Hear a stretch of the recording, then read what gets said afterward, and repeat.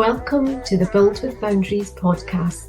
My name is Manaz, and this podcast is for mums who want to carve out time so that you can work in ways that work for you, your life, your family, and of course your business. Together, we will discover why you are not prioritizing your business and the actions that you can take so you can live an intentional, productive, and fulfilled life without mum guilt. So let's dive in to today's episode. Welcome back for another episode on the Build with Boundaries podcast.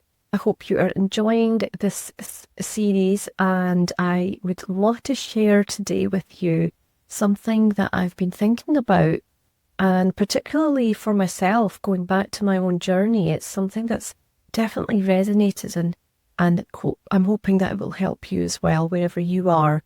So we can feel at times in our business that things are going okay.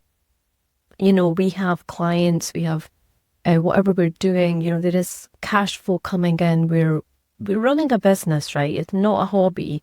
There is cash flow, there are clients, but there's something that just feels like it's off. It's not to say that, it's just we're having a down day. There's something more to it. There's some kind of underlying feeling of a lack of fulfilment. Perhaps you're just not feeling satisfied. There's a reason why you're not feeling like you perhaps used to in your business. And this can be for a number of reasons.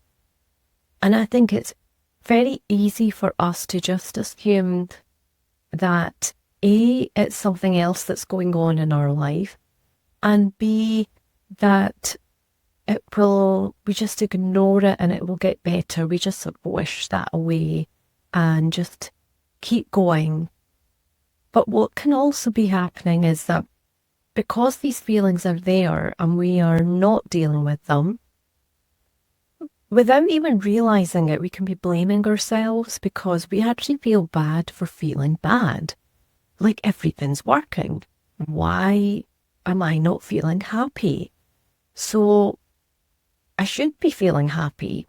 And, there's this sense of, well, everything looks good on paper, so why can I not be happy? There's something wrong with me. It's almost that type of essence in there, and that is so not helpful.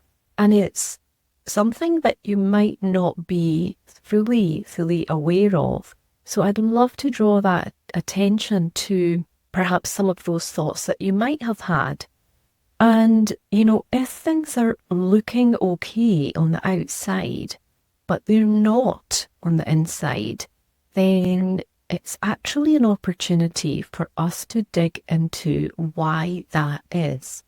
And avoiding that hard work, avoiding facing it, avoiding dealing with it, just does not serve us.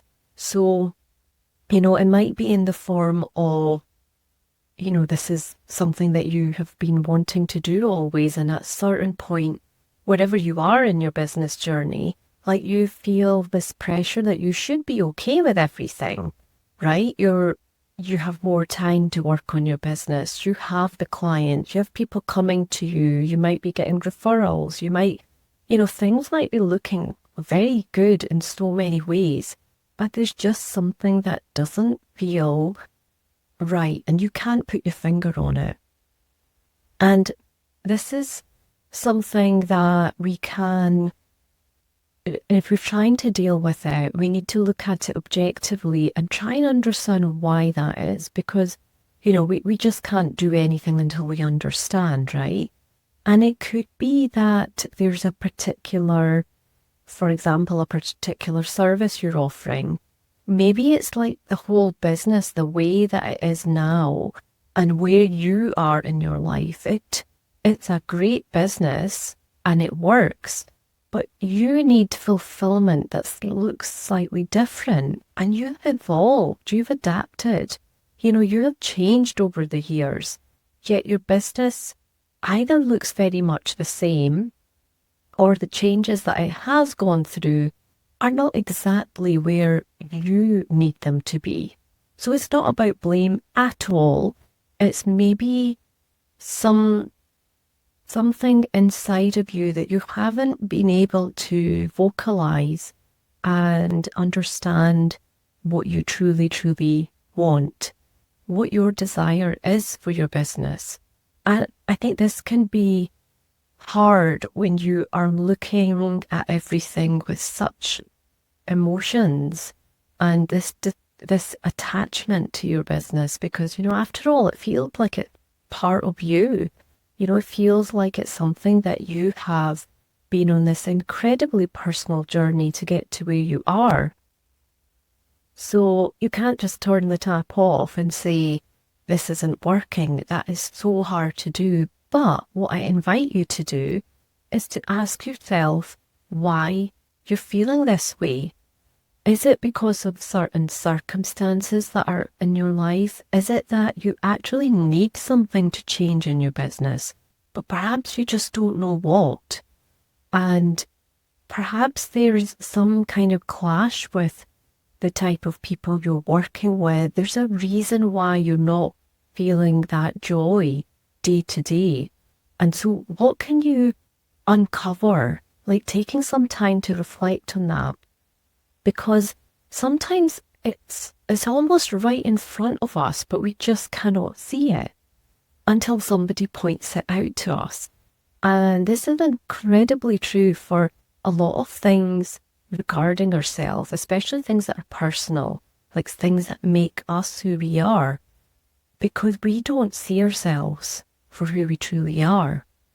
And if you're feeling this kind of stuckness and feeling like you're not quite sure what your direction is and what needs to change, then I invite you to have a think about, what you want your future to look like, and try and visualize that and see what that looks like, in terms of how you work, maybe how long you work, maybe what you work on, maybe who you work with, and how that looks on a day-to-day basis. And you might start seeing some kind of sprinklings of something new there that you either don't have now or you don't have enough of. And either way, it's okay, because your journey up to this point has probably helped you to get to that next thing that you want to see now. Except you've just not paused to really take a proper look. And I think another thing that's really important is to just stop. Like it's like we're moving on this path, right? This journey, and we keep moving forward. Sometimes we need to just stop and actually turn around and look back, see how far we've come, and just for a moment, like really appreciate that. That can help turn us around in the sense of how we're feeling, and then really tap into what it is that you want, where you want to be. What does that future look like? Which path do you want to take? Now, that's not something that you can always answer quickly or by yourself, because sometimes we just can't see. We're approaching a corner and we cannot see what's around the corner. And this is where the work that I do with clients on human design is so transformative, because when you start to understand yourself better, i.e. what your strengths are, also what lights you up, maybe ways of doing things that make complete sense, because that actually gives you more joy. And then, how can you tap into that more? Connecting all these pieces together can give you ideas and pointers and direction in terms of what would be best for you. Like in terms of how can you make decisions better? How can you get more clear on what you need? How can you use your strengths more? And how can you avoid the conflicts and the what you might consider to be areas that are not necessarily your strength, how can we stop trying to fight that? Because, we can't always get improving on all the things that we're not so good at. And if we spend more time looking at the things we are good at, and many of those things, you'll be fascinated to know that many of those things we might not actually acknowledge or even have seen that for ourselves consciously. So this is what can come out from your human design. And if you're not familiar with human design, then do listen back to episode 80, which is What is Human Design? And that will give you an idea, or really a starter in terms of what it is about and what's based on. Everybody comes into this world with their own design, and when we understand ourselves better, we understand how to work and how to act and how to react in a way that is much more beneficial for us. It reduces the stress and struggle that we might feel, that inner conflict. And then it also helps us with the outer world, so the relationships around us. Because when we act better and differently and more aligned with who we truly are, then that ripple effect is around us, starting with our family. They will see it first. And just being more yourself, being able to have that courage, it's something that takes practice, and that's why learning about your design isn't just an exercise. It's something that you have to start experiencing and implementing and taking action on. So if that sounds interesting to you and you would love to dig in a little bit deeper, then I have an invitation for you. I would love to chat to you and see how you can bring more harmony into your life. And if you are feeling that struggle just now, know that you can change it, and it's a step-by-step process. So take note of the questions I have put in this episode. If you feel free to go back and listen, and take that time out for yourself so that you can really understand what it is that is feeling off for you. And when you're ready, then you can go to buildwithboundaries.com/harmony call, all one word. I'll pop the link in the podcast show notes and the YouTube description.